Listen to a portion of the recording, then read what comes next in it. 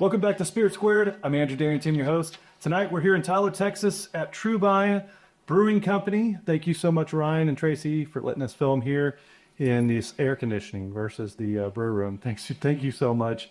We really appreciate it. Before we get started, I'd like to thank all of our sponsors. We really appreciate you guys a lot. Rex Consulting, Red Construction, Holler down in Gun Barrel City. They're a great package store. Hooked them up during the weekend. Goosehead Insurance, Stanley's Barbecue, The Vault, Humidor, Truvine, of course. And then East Texas State of Mind Coffee. That's a new sponsor. And I get to give this as a gift to you guys. Thank you. Thank you so much. They're the Texas State Coffee, and they're air roasted versus the gas roasted. So thanks, Blake, and your group for letting us give this as a gift for every podcast. Without further ado, we've got Brett and Jessica Noteware from Compliments of Caroline on. And you guys, it's an important month. October is very critical for what you guys support. Can you talk to us a little bit about how October is important? Sure. Well, thank you, Andrew, so much for having us. We're really excited to get to talk about, what's kind of near and dear to us. But October is Pregnancy and Infant Loss Awareness Month. And it is a very important month because so many people experience loss. 1 in 4 women will experience a miscarriage within their lifetime. 1 in 160 will experience a stillbirth, and that's typically a baby that's progressed beyond 20 weeks. So very common. A lot of people go through this, and the importance of the month is to just bring awareness to this. How can we support through healthcare, just through social outreach, Education. And it's particularly important to Brett and I because we've actually experienced both miscarriage and stillbirth, but our first daughter, Caroline, was stillborn at 35 weeks in 2018. And she was the inspiration of our nonprofit, Compliments of Caroline. But just, going through that experience, I think has definitely grown us both just as human beings, but deepened our empathy for others. So it's just being able to kind of reflect on that this month and work on our nonprofit to hopefully help others. It's important, and it's also just kind of a full circle moment where, having been through that, and being able to give back, we're happy to be in that position. Yeah. On your website, you stated that the loss of Caroline was one of the hardest things in your life. Yeah. What was the transition like, going from that type of loss to then giving your donating your breast milk? Sure. What did that had to been difficult, but also I think I read that it was like rewarding also. There was a sense of like she's still there. Yes, yeah, for sure. So like I said, we lost Caroline at 35 weeks. So we basically went through a full pregnancy. Right. It was very sudden, like there were no problems with the pregnancy. And then all of a sudden, my doctor's just like, I'm sorry, there's not a heartbeat. So there's almost no time to really even adjust to that. So I went through a full term delivery, and I've said before, like I left the hospital with, stitches and flowers and breast milk, but not a baby, that was the only thing I didn't have. But as, I almost like felt her kind of like urging me, almost like my kids now. I have 2 sons, Crash and Maverick. They're 5 and 2. And when they're bugging me for something, mom, I just kind of felt her presence just encouraging me to make that donation. And it was, you're just like, we've been through all this and the delivery and everything. Last thing I want to be in is a hospital type setting. Yeah, like just get me home. I just want to watch TV or whatever. But it kind of made me sort of like get out of bed and start doing something and focusing on something else. And not only did it make me feel like I had still a physical connection with her, which was very powerful in that moment of loss, it also physically and emotionally helped heal me, from the delivery of the pregnancy. It was good for my body. But then also knowing that, breast milk is full of, nutrients, antibodies, all these things that could, once I donated it, I donated to the Mother's Milk Bank in North Texas, which they were amazing. And they're housed in Benbrook, Texas, just outside of Fort Worth. But they're actually the supplier for Christus here in town, Trinity Mother Francis, and they supply our NICU. So I knew it was very likely that, my milk would make it back here and, help another family bring their child home. So just that part of the gift was perfect. It was like breast milk would not have been here had it not been for Caroline. Right. That was her contribution to the world. And for then. At that moment. Right. At that moment. Yeah. And it went to help another baby who was, needed it. Yeah.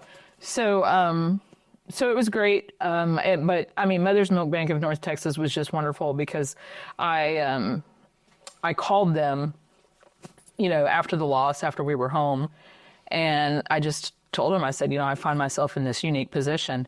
And they were so compassionate. They made me feel so good about what I was doing. They made it so easy. They, obviously they do lab, they draw blood and do labs, and they screen their donors. But it was really easy to just go to the lab, get the blood drawn, do the things that I needed to do to donate. And they'd send you bags and, all these things to help. And they just made you feel like what you were doing was so important, as it is. And one thing that was very special to us is that Caroline now has a leaf on Carmen's tree with her name and her birthday. But Carmen's tree, Carmen was the first baby. Her mom was the first bereaved milk donor. So Carmen passed away in North Texas, okay. Yes. And her mom donated her milk. And so they named Carmen's tree after her. And it's pretty impressive. When you go to the Mother's Milk Bank of North Texas, you see how many leaves are on that tree, babies lost, but also, moms who overcame their grief to help others. It's, a really powerful tribute. Yeah, it's very cool. Yep. So there were obviously people involved in the process of you guys kind of coming up with whether or not you wanted to do a nonprofit that's affiliated with this, because it should have been, it was a big enough impact where you felt like there needed to be something closer to home, right? Yeah, for sure. And I kind of, when we first did, the milk donation, I just had this, It's kids playing out, so I'm like, I'm not used to that. They're having a good time. Yeah, that's good. I know. Well, look. They're outside. That's right. When we first donated the milk, I kind of in my mind I had this thought, it's compliments of Caroline, compliments of her, and I was like, that alliteration was really beautiful, and I wanted it to continue. So, I have a dear friend that is a sister. She's a nun. At the Monastery of the Infant Jesus Christ in Lufkin. Yeah. And I call her, they're my big guns. Like if I need something important, I'll ask them to pray. And I'm actually not Catholic, but their prayers work. I'll just say that. Absolutely. And so they had written me after the loss, and they were very kind, and asked if I needed anything, and I said, yeah, we just pray that we can find out. That we can be led to what Caroline's legacy should be. I feel like there's something that we need to do to honor her, but, I need to see that, or, we need to kind of know what that is. We want it to be the right thing. Mm-hmm. And it took, a few years for it to kind of all fall into place, but it has. Somebody you mentioned to me before we had this podcast was Angel Lietz. Oh, yeah. Yeah. Who are they, and Sure. how are they involved in either the recovery or transition? Sure. So when we were in the hospital, it's just a devastating time. There is no room as silent as that delivery room. And I will just say that Christus Hospital, their staff just wrapped their arms around us and, guided us through our darkest day. So I will always be so grateful to them. And also very grateful to an organization called the Angel Layettes. Yeah. They provide bereavement kits for people going through loss. And a couple of there's some like keepsake items with it, but I think the most important item is they provide the layette, which is a gown that, your child can be put to rest in. And so you can imagine that, in most of these situations of loss, the babies are small. They're not going to be like a normal baby size. They're going to be a much smaller size if they're, premature. Yeah. And so, when I went to deliver Caroline, I remember calling my mom, she's like, well, do you need anything? I'm like, well, I don't have anything for her to wear. We stopped by the house and, maybe this will fit. And of course it was huge. And, I've like failed as a mom. I didn't keep my child alive, I'm like, I don't even have anything to dress her in. And I remember lamenting that to the nurse, like, I have nothing for her. And she said, oh, don't worry. We have these beautiful gowns. They're Angel Layettes. And for me as a mother, that was such a relief to just have that piece of dignity, for her and, to not be concerned and that she was cared for and dressed and it was beautiful. It's a local organization. It is. Based in Bullard, and all the gowns are handmade and with high quality materials. So it's not, they're each one is unique and special. Yeah. They send them all over the nation too. Wow. So they're not just a local they are a local organization, but they have a national reach. But they were I think very critical and comforting us at that time. For sure. Yeah. So when does it start getting serious that you guys, like, what were some of the things that you guys thought about, private conversations? Not too private, but were there, because I'm sure you guys had to weigh out a ton before you launch a 503c. Yeah, you're just trying to fill the void, in your life because you were preparing to have, a child and now you don't. So there's a lot of questions and a lot of soul searching and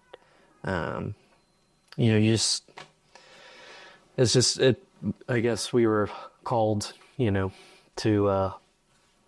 Well, both of you guys are in the medical industry anyway. So, you're already servants of others, right? Compassionate hearts. And, absolutely.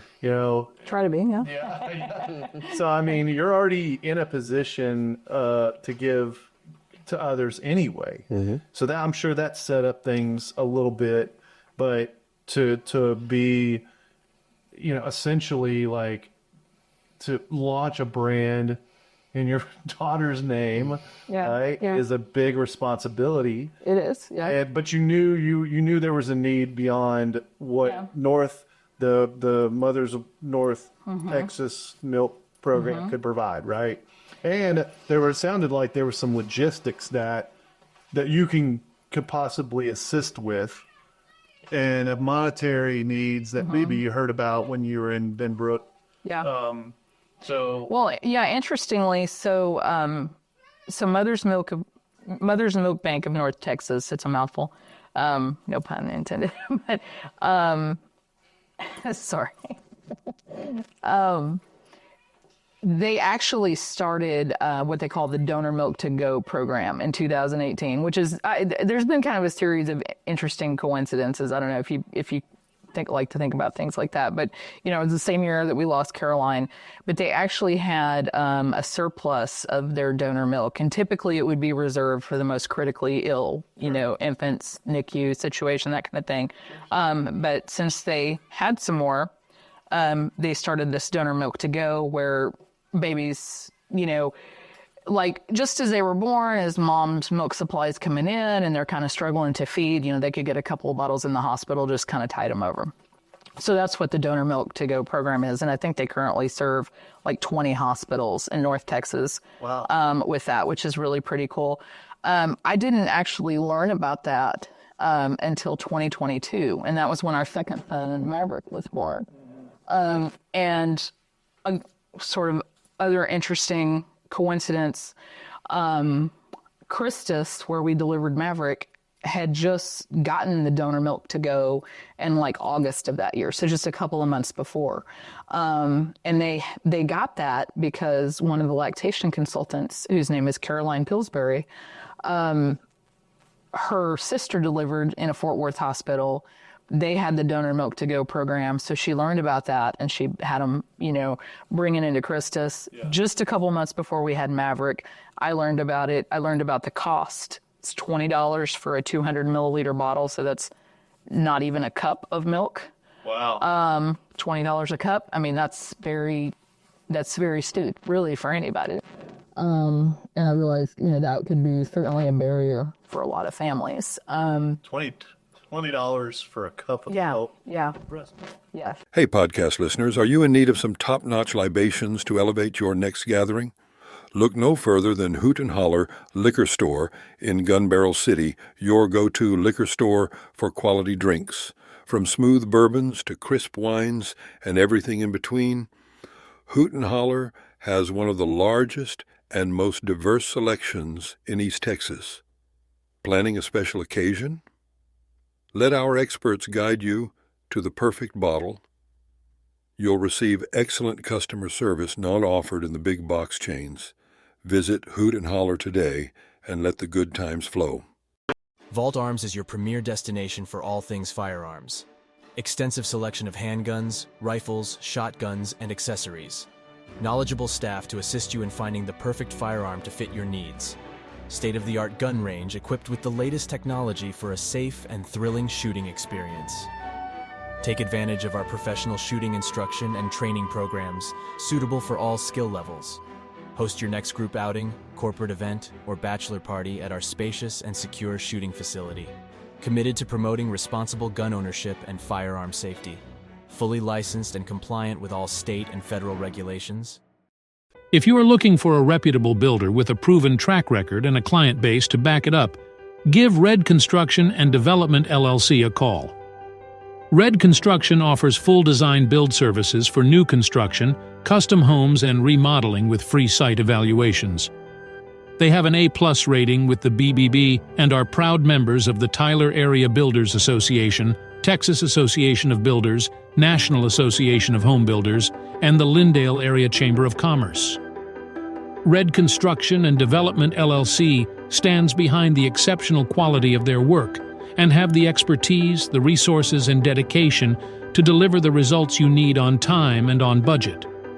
To learn more, give them a call at 903-630-8660 or visit them online at redconstructiondevelopment.com. And we talked a little bit before the podcast. We know that some of it's processing, but some of it's market pricing.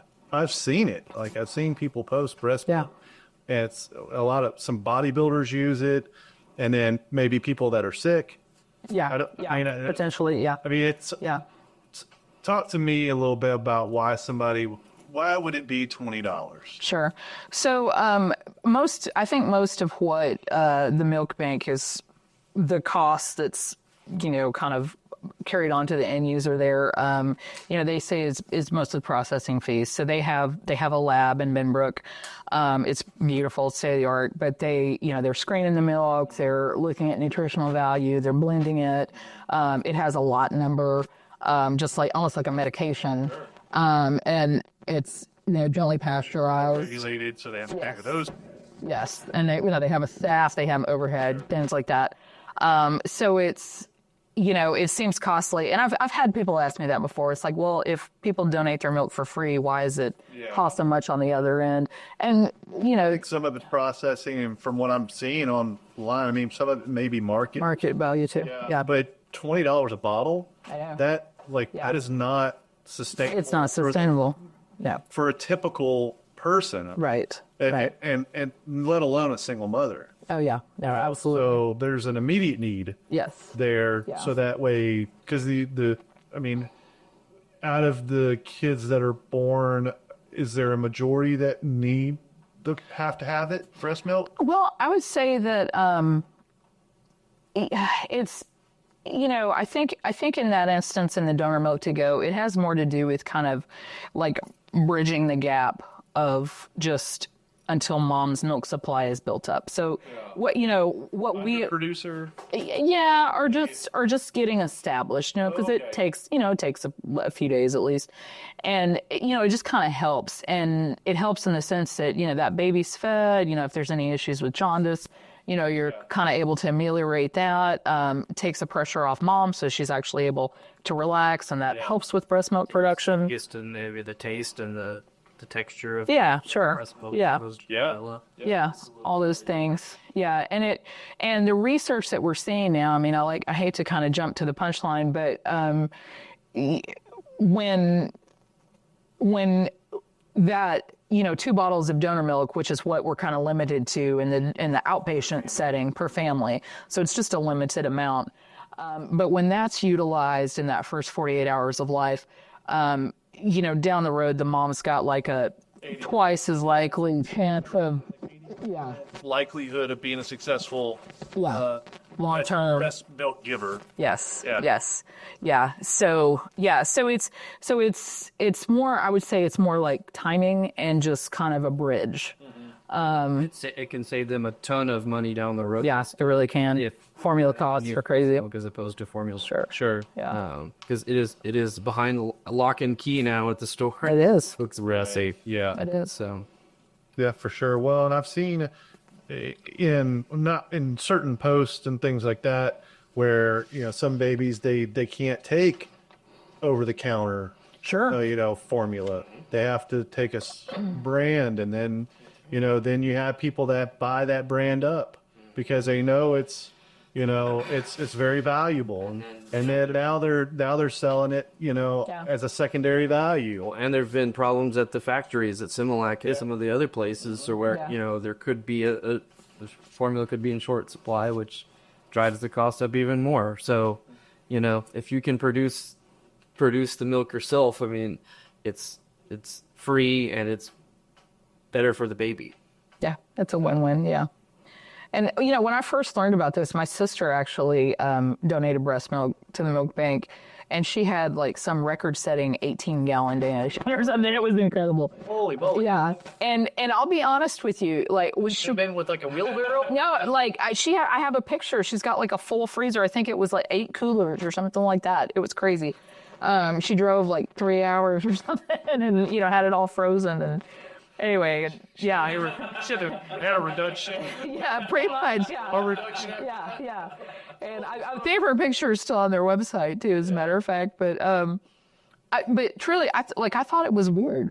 I heard about it and I was like, this is very strange. Like, why would you give your newborn child someone else's body fluids? Like, I couldn't really. And you have to understand, like, I'm a pharmacist. That's the profession you go into when you don't want to mess with body. That's the healthcare profession you participate in. Yeah, for sure. And so, I just thought it was kind of strange, and it took me a minute to kind of reconcile that. Donations the same way. It's very similar. It's very similar to blood donation, and if we want to talk about cost too, like, I mean, a unit of blood transfusion is like anywhere from $200 to $500. Yeah. So when you kind of compare the two, you're like, oh, well, that makes $20 not sound like much at all. Right. Not even talking about like organs or skin grafts or any of that. Yeah. I mean, there Absolutely. are plenty of things that people Yes. donate and Yes. and that people need, whether it be before, pre-mortem, post-mortem. Sure. Yeah, there's a lot of different things. Yeah, So, absolutely. When you think about it in that context, it makes a lot of sense. Yeah. But I'm not a pharmacist, so. Well, yeah, you're probably. So like in North Texas, is there a surplus or is there a need? Oh, I would say there's definitely a need. At this point, I mean, we're able to continue the donor milk to go program. We have enough to do that, but we are restricted to like 2 bottles per infant.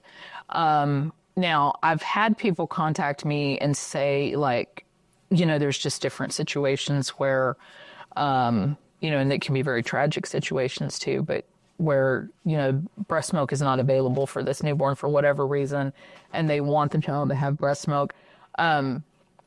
Mother's Milk Bank of North Texas is pretty strict on. There's got to be a critical medical necessity to continue that. Yeah. To make an exception. Yeah, Then exactly. everybody would be making exceptions. Right? Yes, yeah, but they do.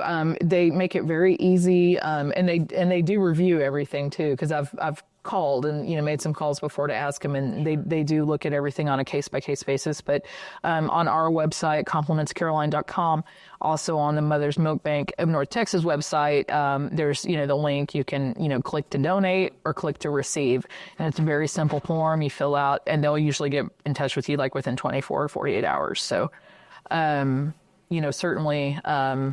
That there is milk there. It is in limited supply. We certainly are always happy to get donors, and they definitely try to screen and get the children that need it the most and get them what they need. So Let's circle back to creating a 503c. yeah. So what did the opening days of having a nonprofit? What did it look like? Because I'm sure at first it was like, holy crap, we have this, and we kind of have a vision for what you want to do. You guys have kind of an acronym for Caroline, like your call to duty that's on your website. Yeah. And so you probably formed that at some point. But what were some of the first initiatives that you guys felt like you could make? Where did you feel like you made your first impact? Let's just talk about that. Okay. When you created your 501c or 503c, what were the first things that you did that you were like, holy moly, we just made an impact? Yeah. I mean, the first thing we did was we had to raise the seed money. Right. So you're like, This is our accountant. I'm grateful for him too. So even early on, I think in 2019-ish, we started having concerts at our house. Okay. Starting to raise the seed money, and we had several concerts there with musicians that came from Austin and our local musicians. And so that was kind of the original... Like the dead party, right? Backyard party. Must have radiators, yeah. We always invite them. We have great acoustics in our home, so we generally do it indoors, and we have a big room where we generally have the concerts. But I think that was once we had the idea, then we had to start the fundraising, and we did it. I mean, it took a while. We did it over a period of several years. Yeah. So it didn't happen right away. It was a multi-year process for us, going from the idea and developing the idea, and then we didn't just wake up the next day and have a five. It was hard for me to talk about that too. It was that was a very personal experience, and it was very difficult to share that publicly. But we did, we did the house concerts. I felt like there were these things in place that, kind of prepared us to be able to fundraise and do things. Oh, and East Texas is a very giving area, and Wonderful. So, but there's also a lot of nonprofits here because we know that it's very giving area. Yeah. So, there's some competition with for the dollar. Yeah, I have a lot of nonprofits that come on, and they all have needs that are worthy of the money. Absolutely. So it makes sense that it took a couple years. Yeah. Do you remember being the accountant? Do you remember the first money spent? I mean, I'll let you take that. I mean, I really was deferring to my boss over here. Right? She just said the accountant to Jess. Well, and I defer to my boss, Caroline. So well, I'd say that we really, as far as the formation of the nonprofit and the majority of our activity, I think our mission really crystallized last year. Oh, okay. So And took a while. it took a while. Yeah, it took a while because, in 2022, I learned about the donor milk. I learned about the cost. And then the grant. So you had a grant that you worked on too. Well, and we we call it the Compliments of Caroline Donor Milk to Go grant. So that's basically like our main focus right now. Yeah. Oh, okay. Yeah. Okay. Yeah. Yeah. No, it's okay. So like interestingly, like I said, these, things just kind of lined up and fell into place. But early in 2024, we had really just kind of a financial windfall. And, I got the checks and I went to the bank. And when I got the receipt, it says on there when the money's going to clear. Well, it was on Caroline's birthday. And I was like, Oh, that's crazy. I was like, oh, wow, that's pretty neat. and it just kind of motivated me. So I remember early one morning, I just sent this long email to the Mother's Milk Bank, just to their like general email line, and they emailed me back. And I work for Christus as a pharmacist, and I take care of these outlying off-site emergency rooms. One of them is in Athens, and I was at the hospital in town here one day, and I was like, I'm going to go and talk to the nurse educator on the mother-baby floor and tell them what I want to do, with this donor milk thing. And so I ran up there, and they're like, oh, you want to talk to her? Well, she just left for Athens, and I was bound for Athens that day. So I just went on my normal route, and when I got there, she was there, and I just kind of sprung upon I just pitched it, and her mouth kind of dropped open, and she was like, well, you need to talk to Caroline. And I was like, who? And she was like, did you just say that your daughter's name was Caroline? I was like, yeah. Well, she's like, oh my gosh. She's like, you're going to just pick Caroline Pillsbury. And Caroline Pillsbury is the lactation consultant whose nephews received the donor milk to go in Fort Worth just a couple months before my son was born. And she, brought it to the hospital, and she's just been an absolute champion for this program. The program to Christus. She brought the program to Christus, and then she's helped me. But it was on a smaller scale. It was on a smaller scale, yeah. Yeah. And it was, and so she brought the program to Christus, so the milk was there, but Compliments of Caroline pays for the milk, so now everyone has access to it. And so she has promoted that what with before patients. the trickle, it was like only the extreme, the exceptions. Yeah. Right, and now it's kind of the rule. That's kind of where we fit in, is that we're kind of the money men that pay for the donor milk to make it free of charge to any family who wants it. And so it just kind of opens up access to any family that needs it. Yeah, so it's been, in the last year, it's been, very successful. We've reached over 500 families, and I just think that's amazing because we have this thing, it's called a smart form that the Mother's Milk Bank created, and it has a legacy, Caroline's legacy on there. They can read about her. Yeah. And it's almost like almost every baby that's born, in this area gets a chance at that, at least. They don't, it's only if they want it. Right. But they get, it's kind of like our little welcome gift to them. Yeah. And so, small gift, big impact. It's touched a lot of lives. But I like to think of this grant as it's like three legs of the stool. So you have the Mother's Milk Bank, who they provide the milk. They connect the donors with the recipients. You have Christus Hospital that distributes the milk, and they connect it with the patients. So they're, and I tell them all the time, I do a lot of nursing appreciation and education and stuff, because if it weren't for our nurses and lactation consultants, the program wouldn't work. Yeah. And then, we do the fun part. We throw the parties and have the fundraiser. We'll talk more about that. And the generosity of our donors is what, brings that, like I said, the three legs of the stool that makes the program work. So get the donor milk that comes with a package that includes Caroline's story. Mm-hmm. Yeah, there's a QR code if they want to scan over you. Okay. Because I was picturing the Angel Liettes, kind of that same delivery of hope and, dignity and all that kind of stuff, kind of passing it forward. That's pretty cool. Yeah. Yeah. We love it. Before we get into your fundraising, let's talk a little bit about your website. Unless we good? Yeah, I think so. I mean, we've got, some of the statistics. Yeah, I was going to say, some of the impact. Person, please. So, we've just come up on 1 year of the program. And so the smart form that I mentioned is great because that allows, the parents of the baby or whatever to order the milk. But it also allows some tracking. And like, first of all, we want to track and make sure the milk's safe. We know what lot numbers go to who if there's a problem with something, just like a medication. But they can check in with these people and say, you know, at 2 weeks and 6 months, I think are the check-in, you know, is it helping you? Are you still breastfeeding? You know, what? It also captures some demographic information. And so at 6 months, they gave me like the initial data that we had received, and it was very promising. So the Humidor is your online cigar retailing headquarters. Our experienced staff has spent years finding some of the best cigars from around the world to sell to our customers. If you're looking for an online cigar store that can help you find your next favorite smoke, welcome to the Humidor.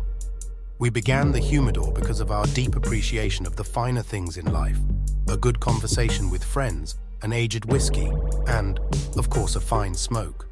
That's why, in addition to selling premium cigars online, we also operate a brick-and-mortar cigar lounge in Tyler, Texas. Our lounge is crafted to provide a classic ambience with modern sensibilities, and we've spent time ensuring that smokers and non-smokers have an enjoyable experience, whether they're there for a drink with friends or to enjoy the game. Are you looking to optimize your drilling rig operations and maximize productivity? Look no further. Rex Consulting is here to power your drilling. With over 20 years of industry experience, our expert team provides tailored solutions that drive efficiency, safety, and profitability.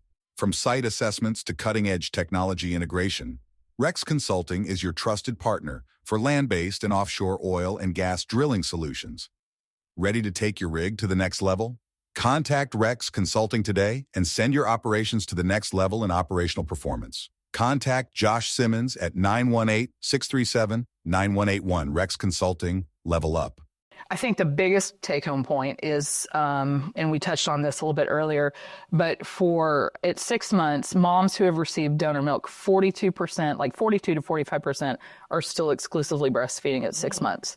If you compare that to like the CDC published national average, that average is like 24%. So I mean, it's almost twice as much. Further that, if that child receives formula in the first 48 hours of life, that number drops to like 19. So we've almost doubled the success rate of breastfeeding just by providing 4 little bottles, you know, in the first couple of days of life. So, I mean, I feel like that's a really good return on investment there when you think of the long-term health benefits. You think of The mother. for both the mother and the child. The reduced costs, you know, to the family for formula, burden on programs like WIC and things like that. So that, to me, that's our biggest like feather in our cap with just the success of the program. But other data that we have also shows how the grant has opened up access. So they look at the information from all 20 sites that utilize donor milk who do not have a grant. Christus does. And then it's compared to Christus, who has the grant. So overall, 13% of people have like a high school education or equivalent, like 13% at the, like overall. At Christus, that number grows to 32%.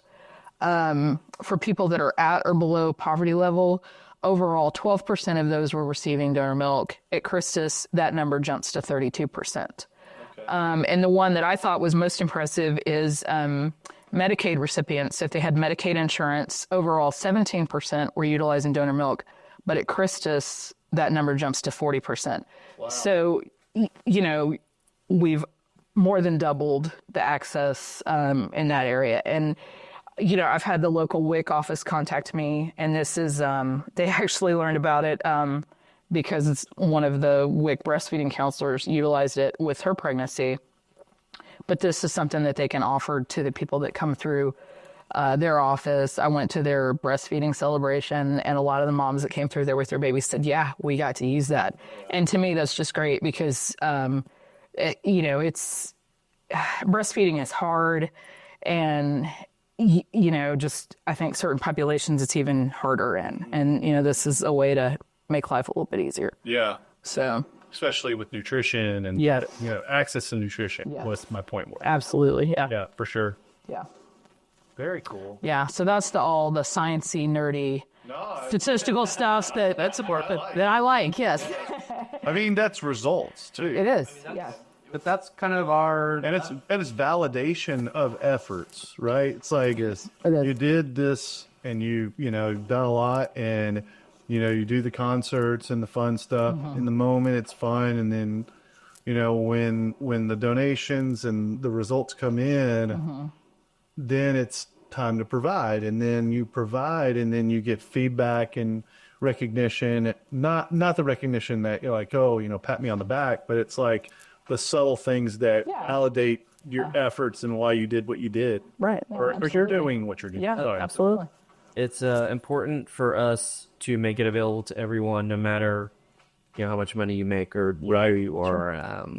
Anyone. The donor book is available to anyone. Right. And if you're an underprivileged person, maybe I'm not saying that right, but under the poverty level, maybe. Yeah.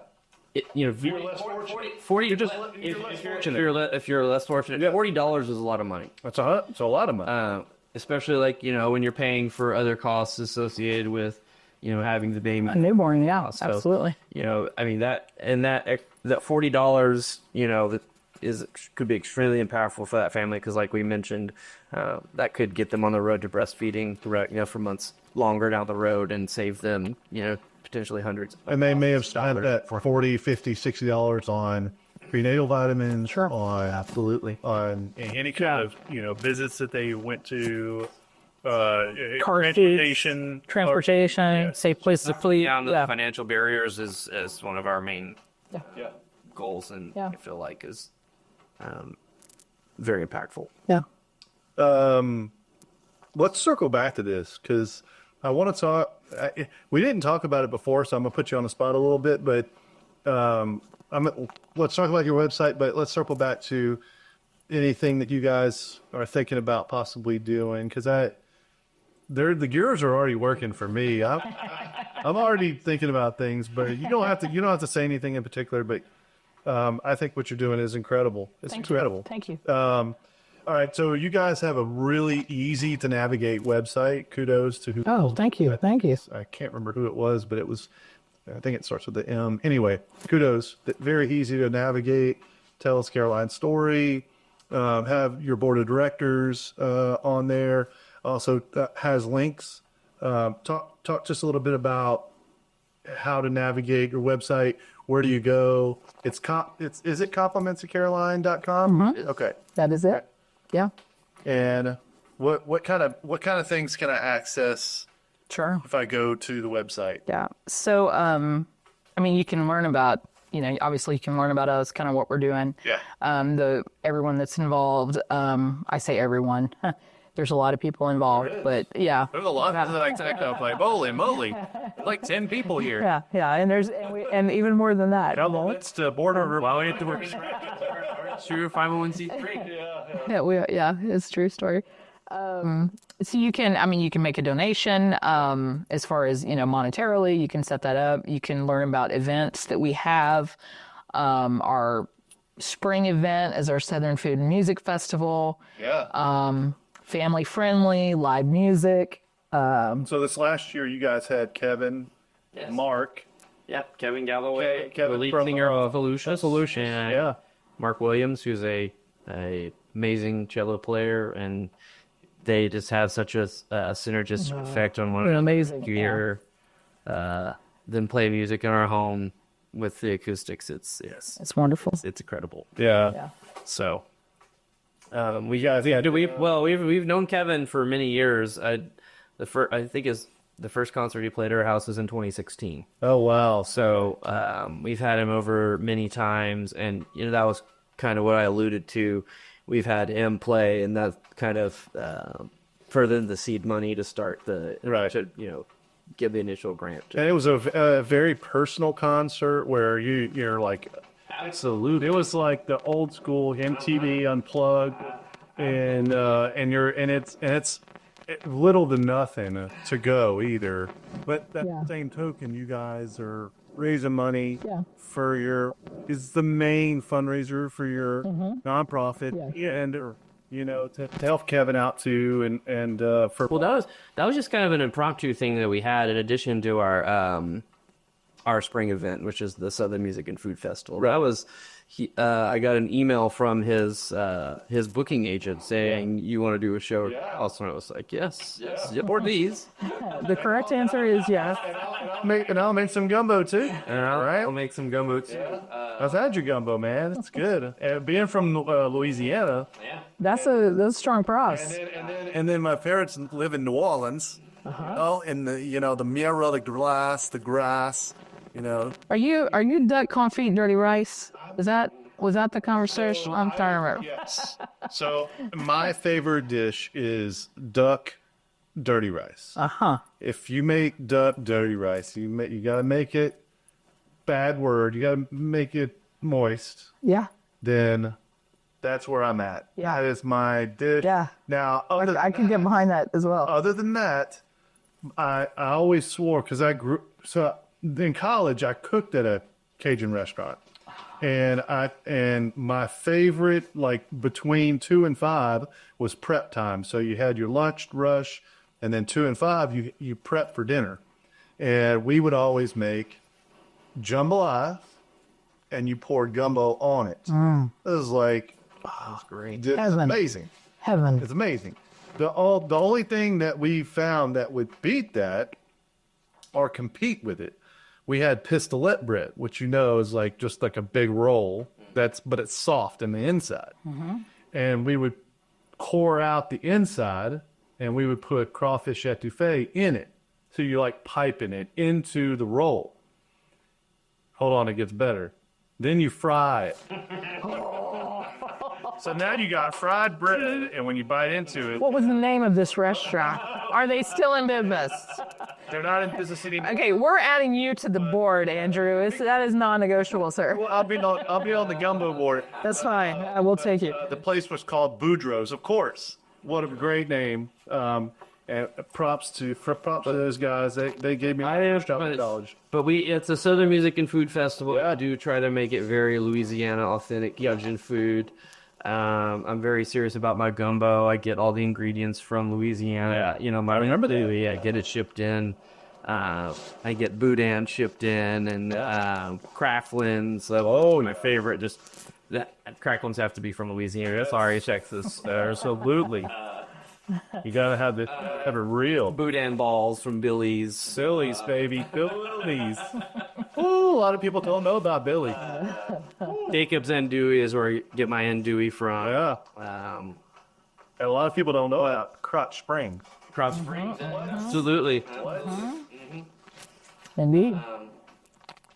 But we really try to make that spring Southern Food and Music Festival fun. Yeah. And It's family friendly, yeah. we have great food. It's always a good time. And this year's was our best Oh, yeah. event.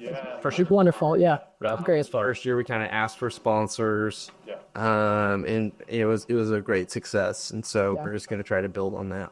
Yeah, absolutely. Yeah. Man, when it's around, reach out. Absolutely. Right? Yeah. Yeah, for sure. Whether it's, we'll get into the bottles piece, but whether that it's, we'll figure it out. You know what I mean?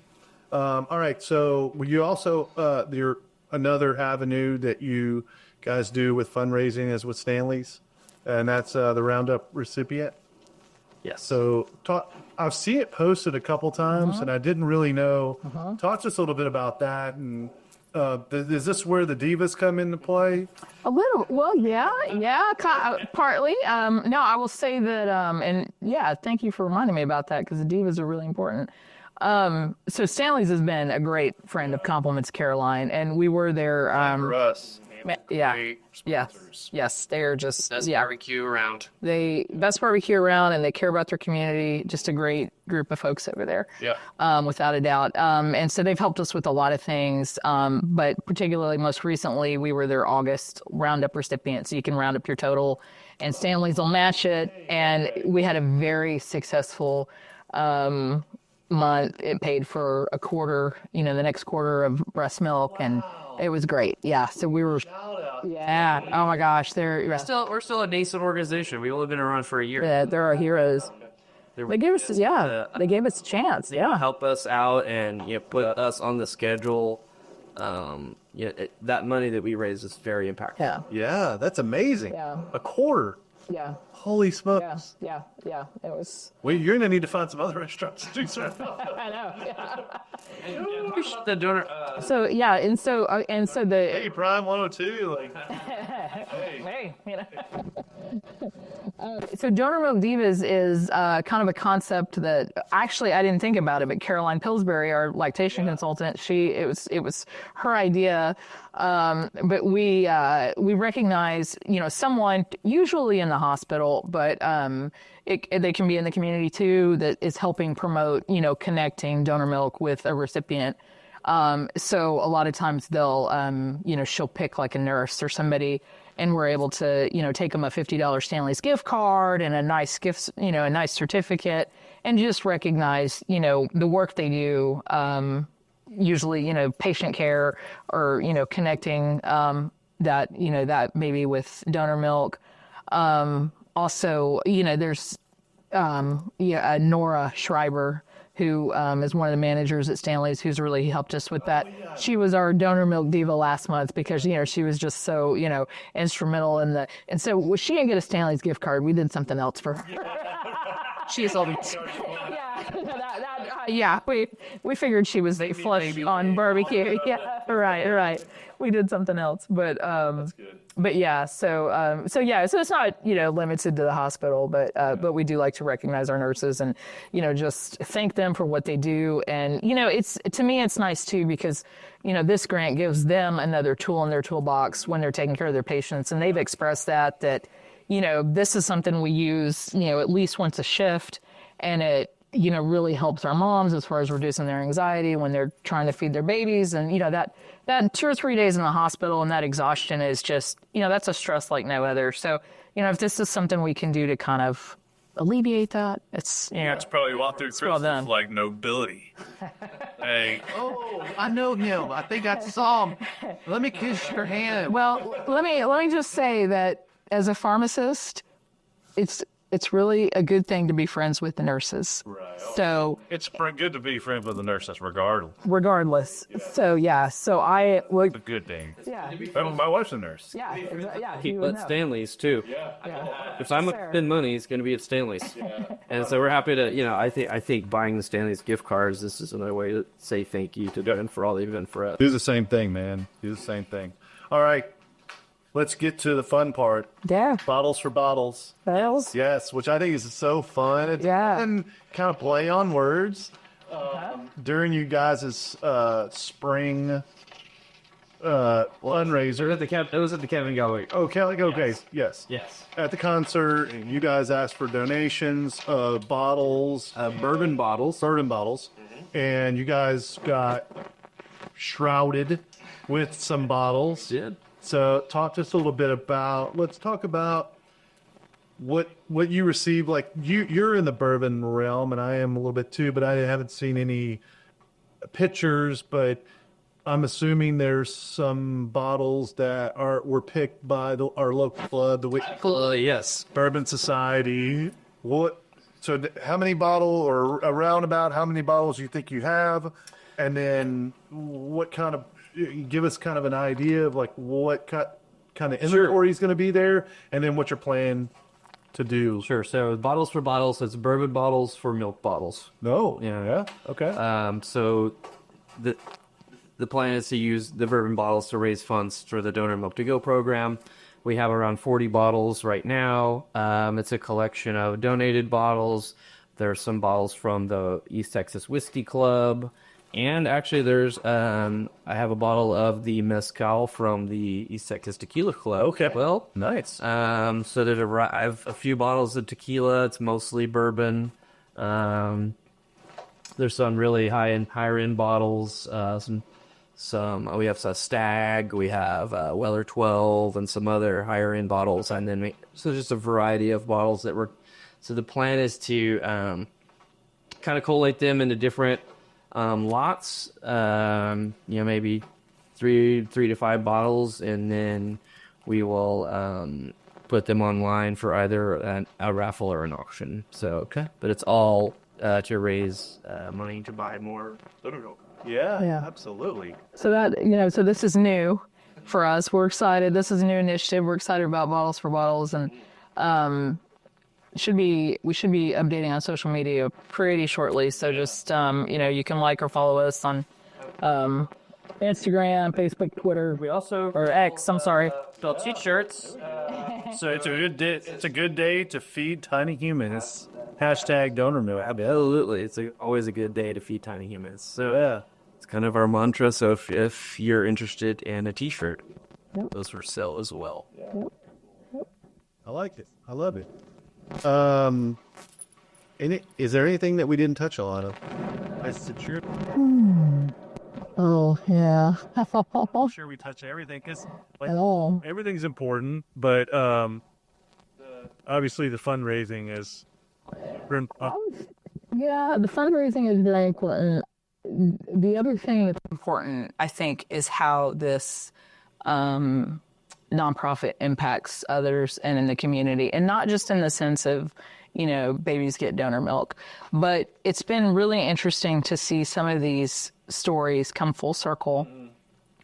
Also, Compliments of Caroline is sort of one of the kind of the surprise benefits of it, and there's been several things that have happened that have surprised me, but one of them is that it's provided a positive space for people to remember children that they've lost. And I mentioned earlier on, this is, Brett and I, we're not unique. Like many people experience the loss of an infant or a miscarriage, and that's not something you really talk about a lot, and it's hard to bring that up. But in this context, you can, and it's positive, and it's joyful in a way that people can remember these babies and the impact that they had on them. So I've been very kind of pleased about that, and just the amount of support that we've received. It's certainly helped us to heal, and I hope that maybe starting this conversation, has, maybe helped bring others some hope too. The other thing that I'll say is like the full circle stories that are really cool. Like for instance, just today, I was up at the hospital and one of my technicians came by and she said, "Hey, I just wanted to tell you that I ran into a nurse upstairs and she's going to donate milk, but, and the technician was like, "Well, have you heard of this thing? It's called Compliments of Caroline." She's like, "Oh yeah, I utilized it." She's like, "Did you know our pharmacist started that?" She said, "Oh yeah, I know all about it." Yeah. And so she, not only, did she benefit from the program, but now she's, nursing her child and has such an abundance of milk that she's donating back too. And, I just told my technician, I said, "You just made my day with that," because it's, it's just such a wonderful, it's such a wonderful thing. But I also want to say, like, in all this, I've talked about, breastfeeding, breast milk, how great it is, all that. There is no mom shaming. If somebody chooses to go a different route and use a combination of formula and breast milk or strictly formula or do something else, that is totally up to them. And so, this program is completely voluntary. It's just something that we felt led to offer. Yeah. But, I joke that my children have had breast milk, donor milk, formula, mostly formula, and now they get their antibodies from the food that they find on the floor. So, I was the 5-second rule. Oh, at least. Yeah, maybe the 5-day rule. They found some donut holes that I'm pretty sure are petrified. But, and I'm sorry if that's too gross to talk about on a podcast, but it's our life. And, and so just to say, like, I would be very hypocritical if I tried to judge anyone. Yeah. So no judgment on anything. Very cool. Yeah, I love it. I love it. Such great vibes from you guys. Really like. Well, likewise, Andrew. All right, so I hit you guys with a little shout out. I like to finish it. Feels good to me to finish no other podcast that I've ever watched finishes with a shout out. It's your opportunity. You gotta say thank you or recognize someone that maybe doesn't get the recognition, or maybe they do, but they don't hear it verbally. Maybe they see it on like text or emails or whatever, but hearing it verbally to me is just a different sense. So I'm gonna start with you since you're not in charge. Not in charge. I want to shout out to all of the musicians that have played wonderful music at our home. Phenomenal. Yeah. And helped us raise the seed money for the Durham to Go program. So that would be Kevin Galloway and Mark Williams, Stephen Cotter, and I believe they're the Rostabillies at that point. He's back in town, so happy to have you back, Stephen. Dustin Becker, Gary Freeman, and London Berkshire have also played. Chris Oliver has played as well. I don't know if I'm forgetting anyone. We can forgive you if you forget anybody. We know you. I love the local musicians. You really do impact my life in a very positive way. I think music is, helps people through difficult times and brings people together. So thank you so much for sharing your talents at our home and helping. Mm-hmm. Yeah, Absolutely. Yeah. So true. I think I gave mine away earlier, but my shout out is to Nora Schreiber. Yeah. Who works at Stanley's, who coordinates, their community outreach. She does a lot of things. She does the bus stop water project during the summer, which is a really big deal because, obviously the worthy ones, so they put cold water at bus stops and that is, I've participated in that. And so I've been able to see like how important that service is and, what a kind thing, for her to come up with and do. Not only that, she coordinates a lot of the fundraising for nonprofits, within the county and the area, and not just helps with their fundraising, but also connects people. She connected me with WIC. She connected me with another group called Morning Forecast, who they do bereavement care in the hospitals. And it's really interesting when you start talking with others and you see how, if you do compliments, one another, and our values align. So I just have to shout out to Nora because she's really kind of a mastermind of that and really just a very humble and beautiful human and making a huge difference in this area. Yeah, very cool. So yeah, shout out to you guys. Great job. Oh, thanks. It's hard, and I think the biggest thing is like, I have experienced your type of loss, and even 7 years later, I can feel the emotion. That comes across very, very, Just impactful. So I appreciate that. I know it's not easy to tell, but hey, you're telling it. and she lives on, yeah. and helping a ton of people. And Thank you for letting us remember her. That's wonderful. And here we are talking about her today. And the thing about it is like once this is produced, it'll go on forever, right? It'll always be on Spotify. It'll always be on Amazon. It'll always be on, Apple Music. So that's beautiful in itself. Love it. Eventually YouTube. Love it. Yes. All right. Great. Thank you guys so much for coming on. Andrew, thank you so much. It's so much better than Dan, by the way. All right. Not going to go there. It's a good day to feed tiny humans. Yes, that's right. All right. Thank you guys so much for tuning in. We'll see you next time. All right. All right. Yeah, how was that? Yeah, good. Yeah.